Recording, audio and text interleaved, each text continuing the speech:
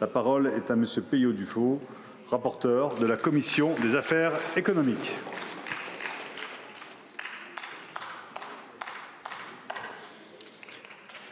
Monsieur le Président, Madame la Ministre, chers collègues, Arratsaldeon, bonsoir. Avant de commencer, je voudrais d'abord remercier l'administrateur Luca Portillo qui nous a accompagnés pendant ce travail et dont l'aide a été précieuse, accompagné de Linas Baiti, ainsi que Anne Lacouture, Gabi Arestegui, Emma Tosini et Alexis Bernigo pour ce travail d'équipe. On parle d'une loi transpartisane par essence. Mon prédécesseur ici, pour la 6e circonscription des Pyrénées-Atlantiques, Vincent Bru, avait initié un travail pour trouver une solution aux problèmes qui nous amènent ici aujourd'hui. On parle tous de crise agricole.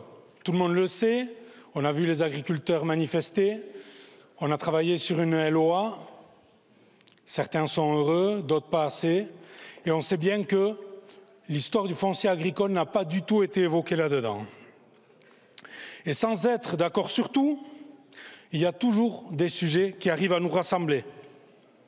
Le sujet du jour, c'est la perte des terres agricoles suite aux ventes de maisons.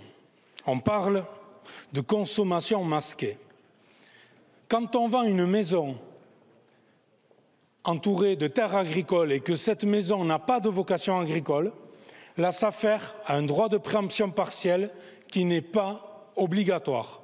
C'est-à-dire qu'elle va se positionner, mais bien souvent le vendeur préfère vendre au prix le plus intéressant, ce qui fait que, dans la majorité des cas, ces terres sont perdues pour l'agriculture. La consommation masquée, donc, ce sont des terres qui ont toujours une vocation agricole dans les PLU et les documents d'urbanisme, mais qui ne sont plus exploitées. Au Pays Basque, ces terres qui sont vendues avec des maisons et qui ne sont plus exploitées, en 2023, c'est l'équivalent en superficie de 4 exploitations. Dans la Drôme, cher à Marie Pochon qui est passée juste avant moi, c'est 400 hectares. On parle de l'équivalent de 78 exploitations en région PACA, pour 2023 toujours, et 27 900 hectares sur l'ensemble du territoire, ce qui représente une perte sèche de terres exploitables de 2,5 surface de Paris en un an. Et pourtant on en parle souvent, de l'artificialisation des sols qui nous empêche et qui nous inquiète tant et qui nous fait prendre des mesures. C'est sur 2023 plus que la moyenne d'artificialisation sur ces 10 dernières années. Il faut bien mesurer que si on ne trouve pas la solution aujourd'hui, avec la démographie des acteurs de l'agriculture et des agriculteurs, 2/3 des agriculteurs partent à la retraite dans les 10 prochaines années. C'est autant de terres qui risquent de changer de main et si on ne vient pas protéger la vocation agricole de ces terres, c'est des terres qui seront perdues. Je rappelle ici le lien viscéral qui existe entre ces agriculteurs et leurs terres qui est leur seul et unique outil de travail. Ce travail a été mené au niveau local, au niveau régional, au niveau hexagonal, en entente avec les différents acteurs et tous les syndicats agricoles qui soutiennent cette proposition de loi. Les consultations, nous en avons eu 12, ont permis de trouver ensemble la meilleure solution. Une meilleure solution d'un article de loi le plus efficace, concis et qui nous permettra de trouver des solutions. C'est un texte de loi simple, efficace et opérationnel. Il ne contient que 4 articles et un gage. Le premier article qui permet la distinction entre le prix du bâti et le prix du foncier agricole. C'est l'essentiel. On connaît tous par barème le prix du foncier agricole. Or, la spéculation qui se fait quand on vend ce foncier avec du bâti fait qu'on perd toute notion du vrai prix de la terre de nos agriculteurs. Cet article 1er permettra d'avoir un prix distinct pour l'un et l'autre. L'article 2 permettra de prolonger la vocation agricole des bâtiments pendant 20 ans au lieu de 5 ans aujourd'hui. Le but, c'est de sauver les terres agricoles, mais de sauver les bâtiments pour y installer de nouveaux agriculteurs.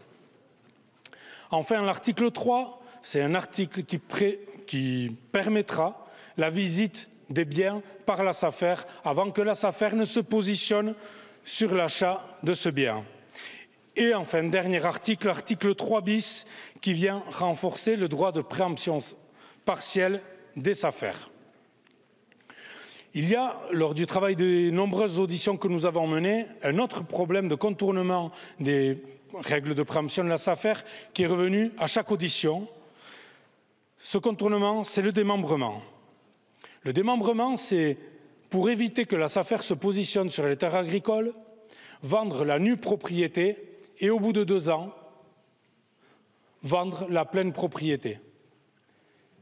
Le but de ce processus, c'est juste d'empêcher la SAFER d'intervenir et de permettre d'installer de nouveaux agriculteurs. Claudia Rouault, ici présente, ma collègue socialiste, a travaillé sur ce projet de loi qu'on va essayer d'inclure par amendement. Mon prédécesseur Vincent Bru, encore une fois, avait travaillé dessus et nous aussi. Tout le monde agricole, tous les gens qui s'intéressent au foncier agricole sont bien conscients de cette problématique et c'est important que nous y trouvions une solution également. Nous avons vu en commission l'unanimité. Et cette proposition de loi me rappelle un peu celle de mon collègue Sébastien Pétavy, qui a, il y a peu de temps, aussi une unanimité ici, avec des réserves du gouvernement, mais une unanimité des députés pour le remboursement des fauteuils roulants pour les personnes handicapées. Alors, nous, ici, on sait bien que le statut du handicap n'est pas résolu pour autant, mais c'est un pas en avant, enfin, un tour de roue en avant, on va dire ça comme ça. Et le but de notre proposition de loi pour le foncier agricole, c'est aussi un pas en avant indispensable pour répondre à une situation urgente dont tous les agriculteurs et nos territoires ont besoin. Nous avons entendu les réserves, les inquiétudes au sujet du financement des SAFER, du fonctionnement de certaines d'entre elles. Nous avons entendu aussi les inquiétudes des propriétaires ruraux concernant les jardins d'agrément. Pour les SAFER, ici, le but n'est pas de révolutionner leur manière de fonctionner. Le but, c'est de réguler le foncier agricole.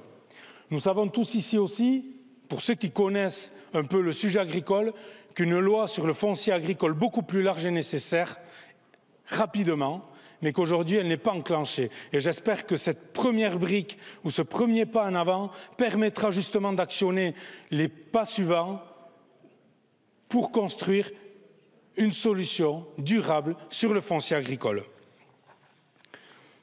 Je rappelle l'enjeu, la préservation de l'outil de nos agriculteurs, mais aussi, on en parle assez peu, la souveraineté et la sécurité alimentaire. Parce que quand on parle de nos agriculteurs, on parle de notre alimentation et c'est le sujet essentiel pour nous et les futures générations.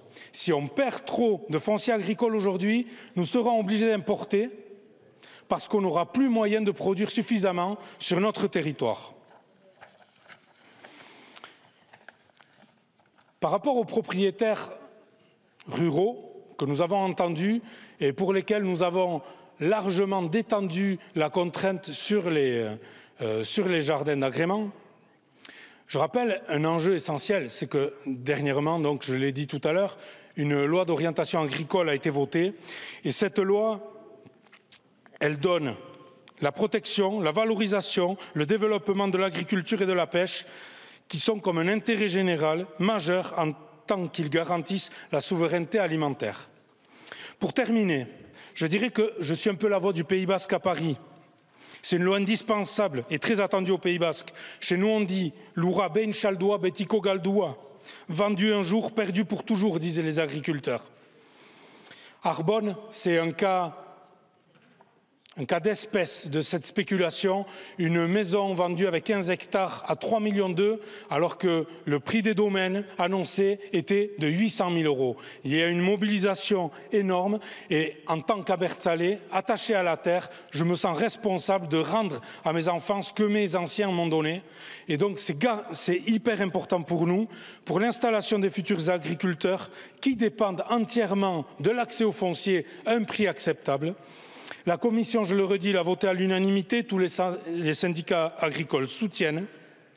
Alors, mesdames et messieurs les députés, je vous le demande, donnons-nous les moyens de préserver nos terres. L'avenir de notre peuple et de notre souveraineté alimentaire en dépend. Miliesker, merci.